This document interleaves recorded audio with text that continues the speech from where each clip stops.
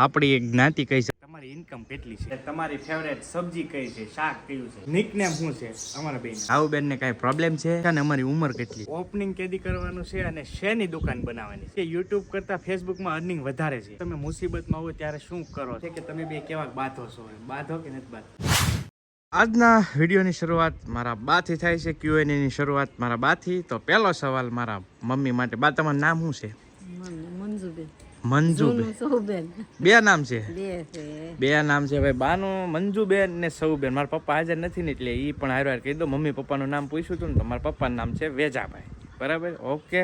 હાલો next સવાલ. ત્યાર પછી સવાલ છે ભાભી માટે, કે તમને પૂછે છે કે નવું ઘર છે છતાં પણ તમે ક્યાં રહ્યો છો? ટૂંકમાં નવા ઘેરે જૂના ઘેરે દેખાતા ને ક્યાં રહ્યો છો તમે? ક્યાં રહ્યો?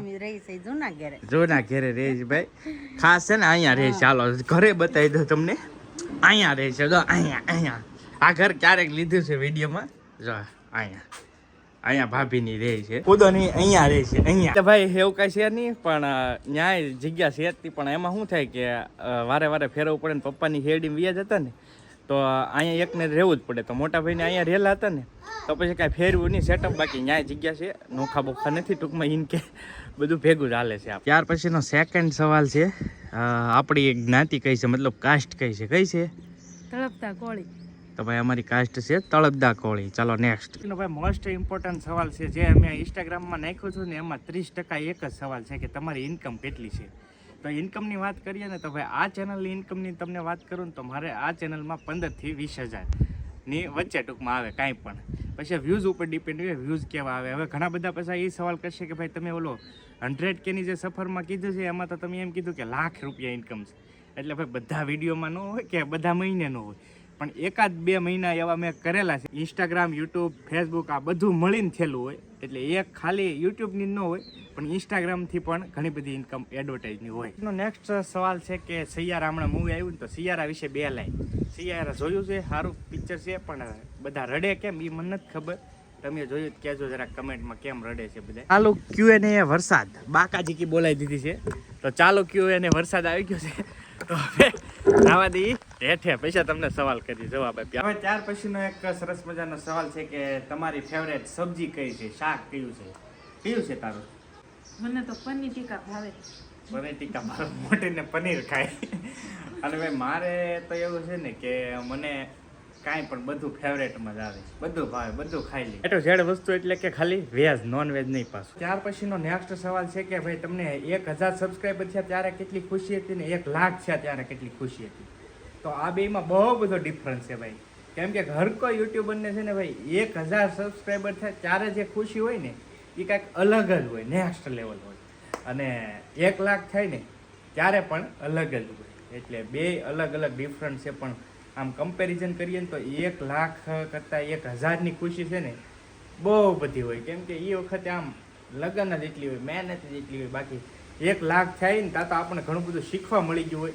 એટલે એટલી બધી ખુશી ન હોય. પણ જે 1 લાખ કરતાં 1,000ની જે ખુશી છે ને એ બહુ મસ્ત હોય છે. પછીનો સવાલ છે કે નિકનેમ શું છે અમારા બેન? તારું નિકનેમ શું હતું? મારું પહેલાનું નામ હતું ટબુ. ટબુ. મારા બહુ બધા નામ છે. કવલો, કવો, મેન તો કૌશિક જ બધા કહે અત્યારે, ને કવલો ઘણા કહે. તો આ અમારા બેના નિકનેમ. પછીનો નેક્સ્ટ સવાલ છે કે તમારું તળાજામાં કયું ગામ છે? તો આપણું ગામ વેજોદરી ભાઈ અમારું ગામ છે. સવાલ હતા અમારા કાવુને લઈને કે ભાઈ કાવુબેનને કાંઈ પ્રોબ્લેમ છે કાંઈ? હે? કાંઈ પ્રોબ્લેમ નથી ભાઈ, કાંઈ કશો પ્રોબ્લેમ નથી. પણ થોડીક બોલતી નથી ને થોડીક આમ વીકનેસ છે. એટલે બીજું કઈ છે નહીં. ત્યાર પછીનો સવાલ છે કે અમારા લગ્નના કેટલા વર્ષ છે ને અમારી ઉંમર કેટલી છે? કેટલા વર્ષ છે લગ્નના આપણે? આપણા 11-12 વર્ષ થયા છે. 11-12 વર્ષ છે. હમણાં એનિવર્સરી ગઈ, મને યાદ નહીં બરાબર. અને ઉંમર તારી કેટલી છે? 28.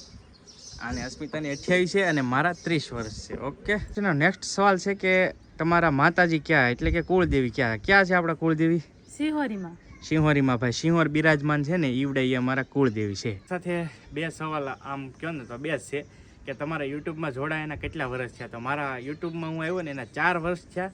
અને બીજું કે એક ભાઈની કમેન્ટ હતી કે ભાઈ તમારે 0 થી 100K નો સફર કેવો રહ્યો છે? તો એ માટે આપણે સ્પેશિયલ વિડીયો બનાવ્યો છે કૌશિક બામભણિયા યુટ્યુબ ચેનલમાં. ટાઇટલમાં મેન્શન કરી દઉં છું, એ વિડીયો જોઈ લેજો એટલે મારો 0થી લઈ અને 1 લાખ સુધીનો સફર ખબર પડી જશે. ત્યાર પછીનો સવાલ છે કે તમારી દુકાનનું ઓપનિંગ કેદી કરવાનું છે અને શેની દુકાન બનાવવાની છે. તો આ વસ્તુ સસ્પેન્સ છે. દુકાન એવી બનાવવાની છે કે કોઈને નથી એ રીતની, એટલે કપડાં બપડાની દુકાન નથી, સમજી જજો તમે. અને ઓપનિંગની વાત કરીએ ને તો બહુ કન્ફર્મ નથી, પણ નોરતા આજુબાજુ ઓપનિંગ થઈ જશે. દુકાનનું કામ શરૂ છે લગાતાર. સવાલ છે કે ભાઈ તમે થંબલાઈન પોતે બનાવશો કે કઈ હેમાં બનાવશો, પછી એડિટિંગ શેમાં કરો છો. તો થંબલાઈન છે ને ભાઈ હું એક ડિઝાઇનર છે એને ડિઝાઇન કરવા આપું છું. થંબલાઈન હું નથી બનાવતો જાતે, અને કોઈ થંબલાઈન જ હોય જે ડિઝાઇન બહાર કરાવેલી હોય અને પૈસા દીન કરાવેલી હોય છે, બરાબર. અને એડિટિંગની વાત કરીએ ને તો હું VN માં એડિટિંગ કરું છું વિડીયો. સવાલ છે કે તમારી સરનેમ શું છે. તો આપણી અટક બામભણિયા ભાઈ, કૌશિક બામભણિયાથી આખું પ્રોફાઇલ છે યાર, અટક નથી ખબર, બોલો બામભણિયા છે ભાઈ અમારું સરનેમ. તો ભાઈ ત્યાર પછીનો નેક્સ્ટ સવાલ છે કે તમારી અત્યારની યુટ્યુબ જર્ની છે એમાં તમે ઘણું બધું તમને મળ્યું છે, પણ એવી શું વસ્તુ છે કે જે તમને ગમ્યું છે. તો સરસ મજાનો સવાલ છે. તો એની વાત કરીએ ને તો ભાઈ ઘણું બધું ખરેખર મેળવ્યું છે, જોયું છે યુટ્યુબની હિસ્ટ્રીમાં. પણ અત્યાર સુધીમાં જે મને પર્સનલી ગમ્યું હોય ને તો લોકો જે મને સહાય છે ને, સપોર્ટ કરે છે ને, એ મને બહુ ગમે. અને ઘણા લોકો મને માને છે કે ભાઈ ટૂંકમાં આમ ગુરુની દ્રષ્ટિએ જોવે છે ને ઘણું બધું શીખે છે ને, તો એ મને પર્સનલી બહુ ગમે કે મેં કાંઈક યુટ્યુબમાં કર્યું. બાકી ઘણું બધું યુટ્યુબથી મળ્યું છે, પણ આ વાત છે ને એક મને બહુ મજા આવે, શકૂન મળે કે ભાઈ મેં કાંઈક કોઈને કાયમ આવે એવું કામ કર્યું છે. પછીનો એક ભાઈનો સવાલ છે કે તમે મારું નામ બોલજો પ્લીઝ વિડીયોમાં. તો ભાઈનું નામ છે જયપાલભાઈ રબારી. તમારું નામ આવી ગયું છે, સબસ્ક્રાઈબ કરી લો, હાલો ન કર્યું હોય તો હવે. ત્યાર પછીનો સવાલ છે કે તમે યુટ્યુબમાં ફૂલ ટાઈમ કેમ નથી કરતા. સવાલ બહુ મસ્ત પૂછ્યો છે. તો ફૂલ ટાઈમ કરવાનું રીઝન જ એવું છે કે યુટ્યુબનો કોઈ ભરોસો ન કહેવાય, ક્યારે ઓલું થઈ જાય. જે મારો બિઝનેસ હાલે છે ને એ પણ બહુ નેક્સ્ટ લેવલ છે, બહુ મસ્ત બિઝનેસ છે. કેમ કે મારું આણાનું કામ છે ને એ બહુ ડિમાન્ડેબલ છે એટલા મારા એરિયામાં. એટલે બિઝનેસ હું ન મૂકી શકું યુટ્યુબ માટેથી ને. પણ હાલ ફિલહાલ જે ઓફ સિઝન હોય ને ત્યારે હું ફૂલ ટાઈમ જ યુટ્યુબ કરતો હોય. ધારો કે આ મહિનો છે ને તો ઓફ સિઝન હોય તો હું ફૂલ ટાઈમ યુટ્યુબ કરતો હોય. બાકી યુટ્યુબ માટેથી ને ધંધો મૂકી દઈએ તો એ વ્યાજબી નથી, કેમ કે ધંધો છે ને એ પરમનન્ટ છે, આજીવન છે. એટલે ધંધો ધીરે ધીરે અને આનો કાંઈ ભરોસો નહીં ભાઈ યુટ્યુબનો, ક્યારે ઝીરો કરી દે. એટલે યુટ્યુબ ફૂલ ટાઈમ કાંઈ કરવાનો પ્લાનિંગ એ નથી, પણ આગળ જોઈશું ધીરે ધીરે કઈ રીતનું છે. બાકી ધંધા સાથે સંકળાયેલા હોય ને તો મજા આવે. આમાં પણ તમને મજા આવે ને ધંધામાંય મજા આવે, કેમ કે બે જગ્યાએ જીવ રહે. કોઈ પણ એક વસ્તુ કરતા હોય ને તો જીવ ન રહે. ફૂલ ટાઈમ યુટ્યુબ કરતા હોય ને તો કંટાળો આવવા મળે. એક ધારો ફોન જોઈ, રીલ્સ સ્ક્રોલિંગ કરીએ, કેમ કે વ્યસ્ત આમાં રહી જાય ફોનમાં. પણ ધંધો કરતા હોય ને તો આ યુટ્યુબનો વિડીયો બનાવીને સીધા દુકાન. એટલે એ માટે આપણે ફૂલ ટાઈમ યુટ્યુબ નથી કરતા. બાકી આપણને કોઈ પ્રોબ્લેમ નથી યુટ્યુબ સાથે. પણ યુટ્યુબ બહુ સારું પ્લેટફોર્મ છે, અવારનવાર હું કહેતો હોઉં, પણ એવું કાંઈ છે નહીં. પણ ધંધો પણ મારો નેક્સ્ટ લેવલ છે, સારો છે, એટલે હું નથી મૂકતો. પછીનો સવાલ છે કે તમારે કેટલા વીઘા જમીન છે. તો મારે 1 વીઘો જમીન નથી, 0. ઉભડ્યો છું હું ભાઈ, 1 પણ વીઘો જમીન નથી. ઉભડિયા કહેવાય ને એમ ઉભડ્યો છું, જમીન નથી મારે. ત્યાર પછીનો કોઈ ભાઈનો સવાલ છે કે કૌશિકભાઈ તમે પૈસા કઈ જગ્યાએ ઇન્વેસ્ટમેન્ટ કરો છો. તો ભાઈ એટલો બધો હું મોટો બિઝનેસમેન નથી કે ઇન્વેસ્ટમેન્ટ મારે કરવા પડે, કેમ કે ઘર જીવન જરૂરિયાત વસ્તુ છે ને એમાં જ ઇન્વેસ્ટમેન્ટ થઈ જાય છે. પણ આગળ ફ્યુચરમાં જોઈશું કંઈક. બાકી અત્યારે કોઈ જગ્યાએ ઇન્વેસ્ટમેન્ટ નથી. અત્યારે મારું ઇન્વેસ્ટમેન્ટ બધું છે ને દુકાન ઉપર હાલે છે, શોપ હું કરું છું ને તો એના ઉપર. બાકી કોઈ જગ્યાએ ઇન્વેસ્ટ નથી કે ભાઈ એટલા બધા પૈસા નથી કમાતો, એટલે એવું કાંઈ છે નહીં. ઓકે, ત્યાર પછીનો નેક્સ્ટ સવાલ છે કે તમારું જે મેલડીમાં વાળું સોંગ છે ને ક્યારે આવવાનું છે. તો ભાઈ ટૂંક જ સમયની અંદર, આમ કહો ને તો 2-3 દિવસની અંદર હવે સોંગ રિલીઝ થઈ જશે. હું તમને જરૂર ઇન્ફોર્મ કરી, તો ચેનલને સબસ્ક્રાઈબ કરી લેજો. સવાલ છે કે યુટ્યુબ કરતાં ફેસબુકમાં અર્નિંગ વધારે છે. તો એવું નથી હોતું ભાઈ, બે પ્લેટફોર્મ કમ્પેરિઝન કરીએ ને તો સારું છે બે પ્લેટફોર્મની અંદર. પણ જેવું તમે કામ કરો ને એના ઉપર ડિપેન્ડ રહે. કેમ કે યુટ્યુબમાં રેગ્યુલર વિડીયોઝ ને વ્યૂઝ સારા આવતા હોય તો આમાં ઇન્કમ થાય, અને પહેલાંમાં તે પણ યુટ્યુબ ફેસબુકમાં શું છે વાયરલ થવાનો ચાન્સ વધારે છે, એટલે કે ઝડપથી વ્યૂઝ આવી જાય એની અંદર. અને ઇન્કમની વાત કરીએ ને તો જી હા, ઇન્કમ આમ કહો ને તો મારા અંદાજે યુટ્યુબમાં શોર્ટ વિડીયોમાં 1 લાખ વ્યૂઝ આવે તો $1 ઇનફેક્ટ બનતો છે. 1 લાખથી 1.5 લાખ વ્યૂ $1 બને. તો એના મુકાબલે ફેસબુકની વાત કરીએ તો ફેસબુકમાં 1 લાખ વ્યૂઝ આવે તો એમાં પણ $1.5 બની જાય. એટલે આમ કહો ને તો સેમ ઇન્કમ છે. ક્યારેક આરપીએમ ઉપર પછી વ્યૂઝ ઉપર ને એવું બધું હોય તો એડ કઈ રીતને રન કરે છે એના ઉપર હોય. બાકી અર્નિંગની વાત કરીએ ને તો બે પ્લેટફોર્મ સેમ છે. એનો એક સવાલ છે કે યુટ્યુબમાં 3 સ્ટ્રાઇક આવે તો શું કરવું, અને 7 દિવસનો ટાઈમિંગ આપે તો એ 7 દિવસના સમયમાં શું કરવું. તો યુટ્યુબનું એવું હોય કે ભાઈ સ્ટ્રાઇક આવે ને તો લીગલી સ્ટ્રાઇક આવીએ કે બાકી અનલીગલી ક્યારેક સ્ટ્રાઇક આવે જે ફેક સ્ટ્રાઇક હોય.